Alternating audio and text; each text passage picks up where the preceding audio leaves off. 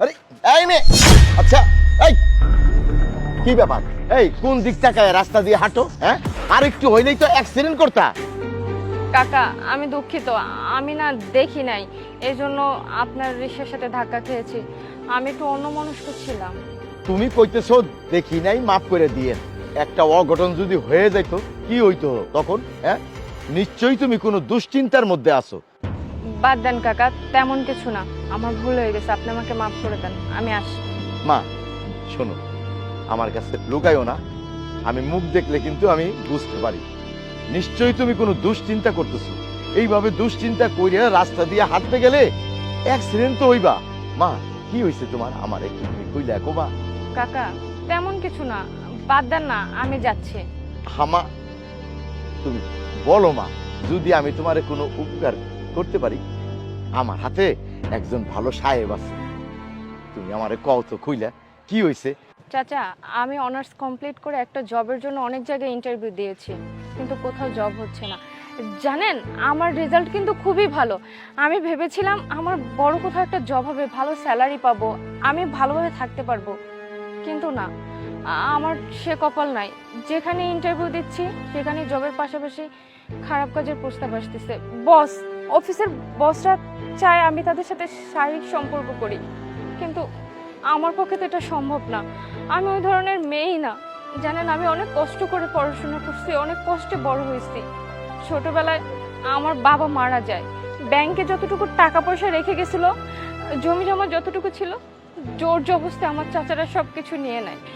আমি অনেক কষ্টে এত দূর আসছি, আর এখন আসার পর কি আমি এই ধরনের খারাপ কাজ করব বলেন? আমি এখন টিউশনি করতেছি, পাশাপাশি জবটা খুঁজতেছি, কিন্তু আমার মনে হয় না জব করা হবে, আমার জীবন মনে হয় এভাবেই কাটবে। অন্যমনস্ক হয়ে হাঁটতে হাঁটতে আপনার এসে ধাক্কা লাগছে, আপনি আমাকে ক্ষমা করে দেন, আমার ভুল হয়েছে। দাঁড়াও মা, আমি তোমার কথা শুনলাম, বুঝতেও পারলাম তুমি খুব বিপদের মধ্যে আছো। হ মা, ঠিকই কইছো, এই সমাজে সুন্দরী মেয়ে গো কোনো নিশ্চয়তা নাই।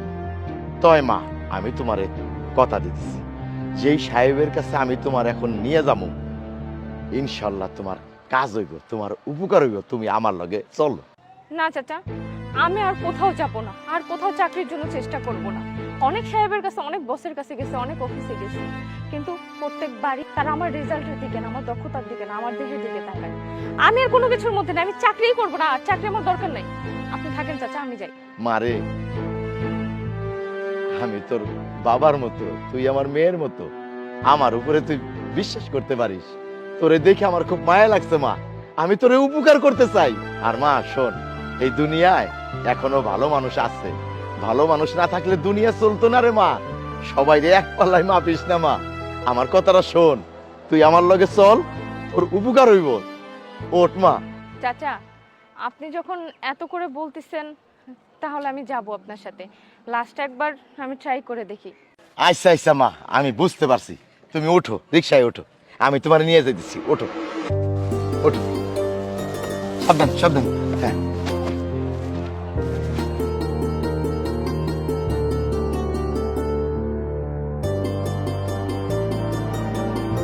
শোনো মা, আমাদের যে প্রজেক্টটা আছে ওইটা কিন্তু একটা এতিমখানা করতে হবে, আর পাশেই কিন্তু বৃদ্ধাশ্রম হবে, স্যার ওপর তো কমপ্লিট হয়ে গিয়েছে। আর নিচতলা কিন্তু বৃদ্ধাশ্রমের জন্য রাখতে হবে। আয় মা আয়।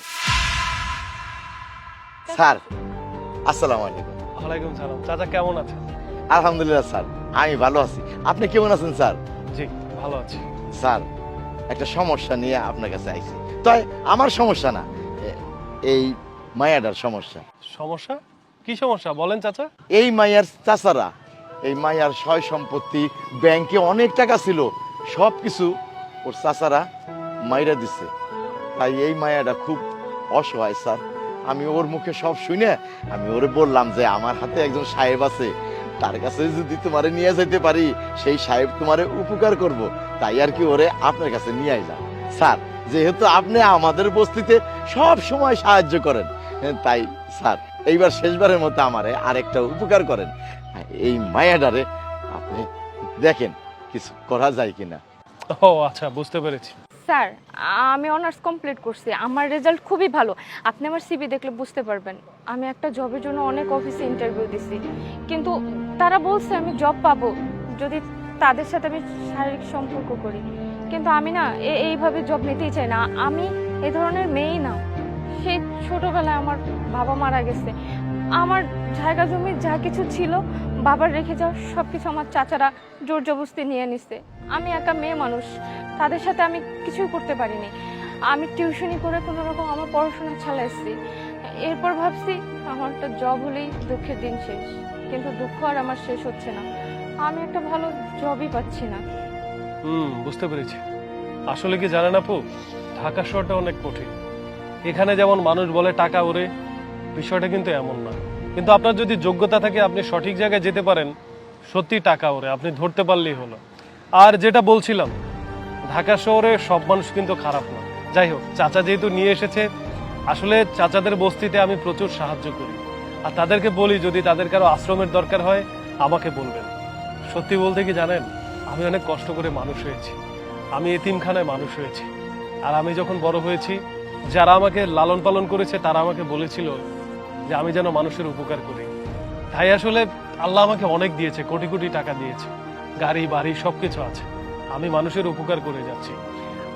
আপনি কোনো চিন্তা করবেন না চাচা, আপনি বরং একটা কাজ করুন, আগামীকালকে ওনাকে নিয়ে আমার অফিসে আসুন। আমি টোটালি ওনার থাকা খাওয়ার সব ব্যবস্থা করে দেব, আর ওনার ভালো একটা চাকরির ব্যবস্থা করে দেব। কি মা, কি কইছিলাম তোরে? হ্যাঁ, এইবার তো দেখলি আমার সাহেব খুব দয়ালু, তার অনেক গুণ। আর এই সাহেবের কোনো অভাব নাই, কোটি কোটি টাকা, কত সয় সম্পত্তি। আমাকে বস্তিতে সব সময় সাহায্য করে, আমাকে ভালো মন্দ সব দেখাশোনা করে।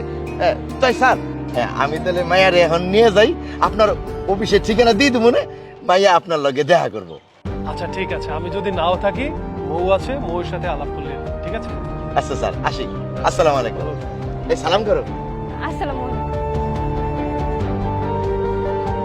যেটা বলছিলাম, ওই